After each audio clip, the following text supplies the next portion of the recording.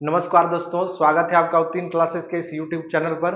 और आज आपके लिए साइंस से जुड़े हुए एक महत्वपूर्ण तथ्य को लेकर आपके सामने आए हैं। तो आज का जो वीडियो है वो भौतिकी से जुड़ा हुआ है, जो कि हमारे बोर्ड एग्जाम के लिए बहुत ही ज्यादा इंपॉर्टेंट है। तो चलिए आज का वीडियो शुरू करते हैं और आपको हम बताने का प्रयास करते हैं कि ये क्या है। तो आज हम लोग समझेंगे अवतल दर्पण से परावर्तन का नियम। अवतल दर्पण से परावर्तन का नियम क्या होता है, ठीक है।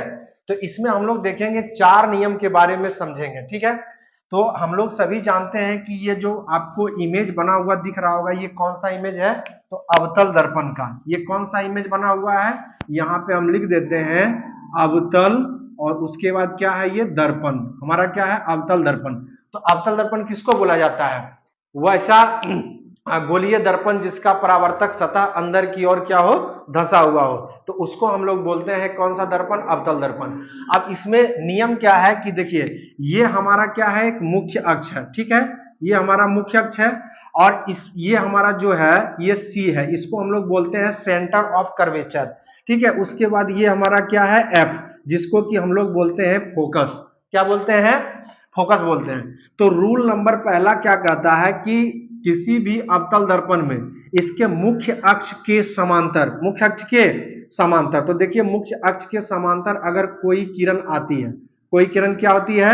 आती है, तो ये दर्पण में परावर्तन के बाद कहां से गुजरेगी? फोकस से। कहां से गुजरेगी? फोकस से। इसी तरह इधर से भी एक रेखा जा रही है, एक किरण जा रही है, तो ये भी अवतल दर्पण में परावर्तन के बाद कहां से गुजरेगी? फोकस से। तो ये आपका नियम नंबर क्या हो गया? पहला, या रूल नंबर पहला हो गया। दूसरा नियम इसका क्या कहता है कि अगर कोई किरण अवतल दर्पण में अगर उसके फोकस से गुजरती है, कहां से गुजरती है?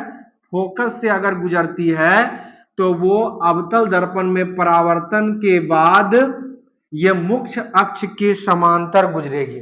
कैसे जाएगी? तो मुख्य अक्ष से समांतर जाएगी, ठीक है। रूल नंबर तीसरा क्या है? तो इसमें क्या है कि अगर अवतल दर्पण में अगर कोई प्रकाश की किरण अगर सी से गुजरती है, यानी वक्रता केंद्र से, सेंटर ऑफ कर्वेचर से अगर कोई प्रकाश की किरण गुजरती है, तो वो परावर्तन के बाद उसी पथ पर वापस लौट जाएगी। उसी पथ पर क्या लौट जाएगी? वापस। यानी अगर किसी भी अवतल दर्पण के केंद्र से, वक्रता केंद्र से अगर कोई प्रकाश की किरण गुजर रही है, तो वो उसी पथ पर क्या हो जाएगी? वापस लौट जाएगी। ये आपका नियम नंबर कितना है? तीसरा। ठीक है। उसके बाद आ जाते हैं आप रूल नंबर कितना? चौथे पे, ठीक है। इसमें क्या बोला जाता है?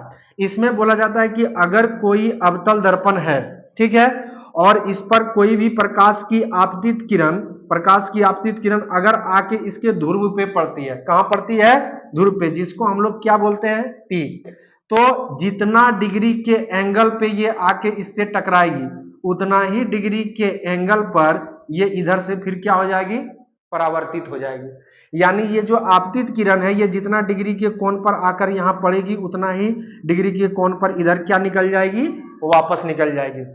इसी तरह यहां भी देख लीजिए, एक बार फिर से रिपीट कर देते हैं कि अवतल दर्पण में आपतित किरण दर्पण में परावर्तन के बाद कहां से गुजरेगी? फोकस से। अवतल दर्पण में कोई आपतित किरण अगर फोकस से गुजर रही है, तो परावर्तन के बाद कैसे जाएगी? मुख्य अक्ष के समांतर। अवतल दर्पण में कोई आपतित किरण अगर वक्रता केंद्र से गुजरती है, तो वो परावर्तन के बाद उसी पथ पर वापस लौट जाएगी, ठीक है। तो अगर ये वीडियो आपको अच्छा लगा